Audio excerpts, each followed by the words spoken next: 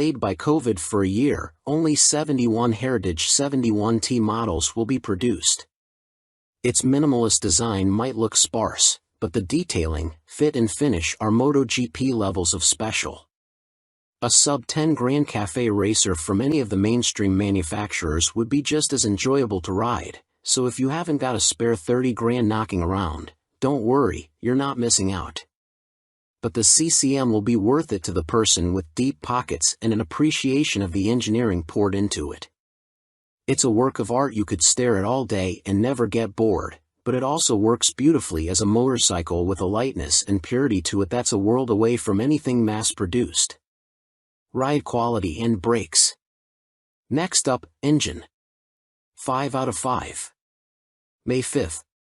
It takes a CCM engineer a week to handcraft the Heritage's aerospace grade 3L/2.5 VCW5R titanium chassis and apply its brushed satin finish.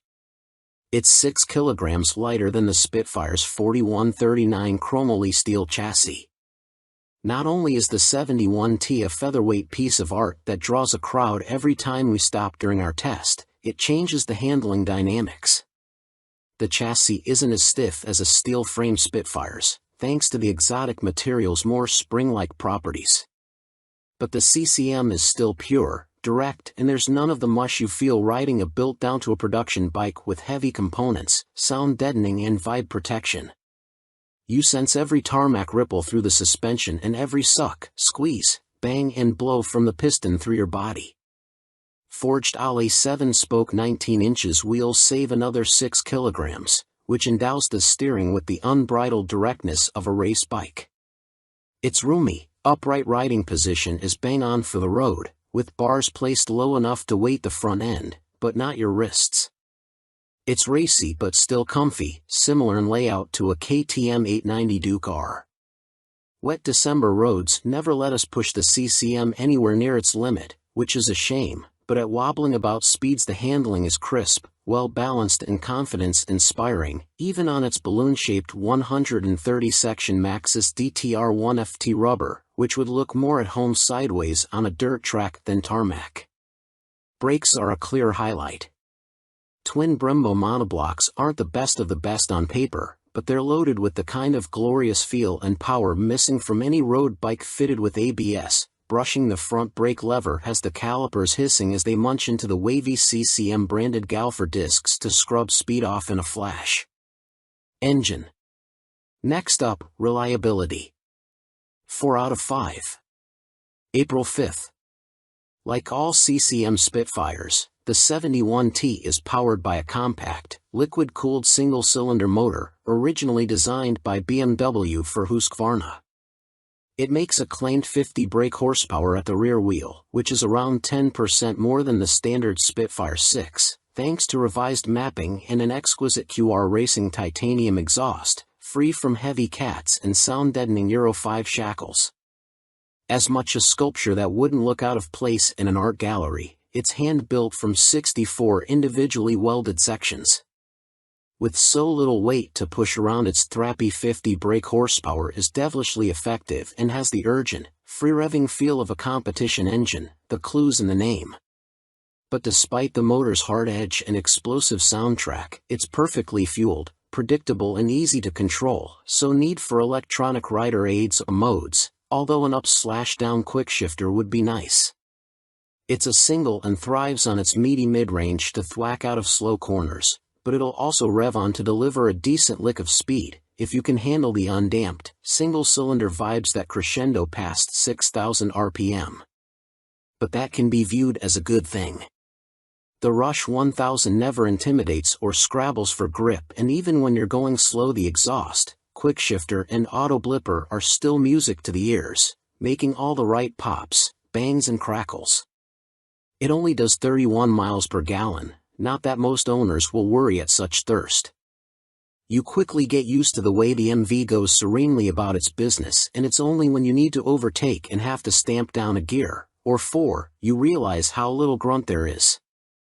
In fact, the only time the Rush lives up to its name is when you hold the throttle to the stop, and when you do, be prepared for the ferocious acceleration of a superbike and the brain-drilling roar of a race engine.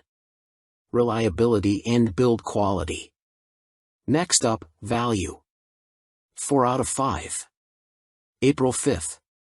Build quality, fit, finish and attention to detail are everything you'd expect on a bike costing this much, and on our brand new test bike everything works perfectly. But what about long term? Well, MV Agusta have improved reliability since welcoming their new Russian owners, and with UK importer Crazy Horse now fully up and running, spares supply shouldn't be a problem. The whole MV range also comes with a 3-year warranty and 2 years roadside assistance. Value versus rivals. Next up, equipment. 3 out of 5. March 5th. Whichever way you slice it, the Rush 1000 is eye-wateringly expensive to buy and run. In terms of pure performance, it's no better than its super naked rivals and lacks their real-world grunt, but if you've got this amount to spend on a bike and don't want something run-of-the-mill or mass-produced, the MV will scratch your itch. Equipment. 5 out of 5. May 5th. It's the same riot of heavily sculpted and detailed luxury as the Brutale 1000RR with swathes of carbon fiber and machined ollie parts, semi-active Öhlins forks and rear shock, Brembo Stylema calipers, Pirelli Super Corsa SP tires, MotoGP-style wings and a hand-stitched Alcantara-style twin-pad seat. It also has cornering traction control, 8 levels, and ABS, anti-wheelie, cruise and launch control for rider modes, and a color dash that links to your phone. The Rush 1000 takes the decadence a step further. Your extra 4,800 pounds gets you a round instead of teardrop-shaped headlight with cornering LEDs that fan out around the headlight like a peacock. They strobe when the ignition is switched on and illuminate one by one as the bike leans over. It also has a revised Super Veloce-like carbon tail section with a bottom of a beer can rear light and a satin gray paint job with red Batmobile flex. It wears a spoked wheel up front, and its forged ollie rear is fitted with a carbon hubcap fixed to the rear wheel spokes. Does it affect stability and sidewinds? No.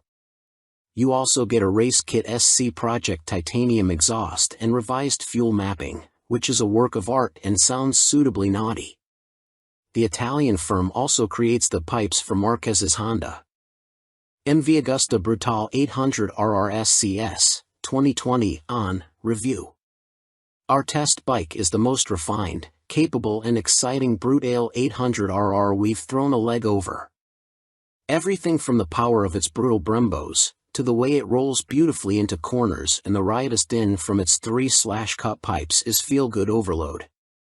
The hard seat is a pain after a few hours and it gets fidgety over bumpy backroads, but the MV handles and hangs on like a super sport racer over smooth ground. The Brutale 800 RR has the most visceral auto blipper in biking. Rich, gravelly and mechanical, every burst of power shoots 3-cylinder chills through your body as each cog slices precisely home. It's just as tuneful on the way up, with a loud crack through the quick shifter as the revs kiss the red line. The MV's electronic shifters deserve a place in an orchestra,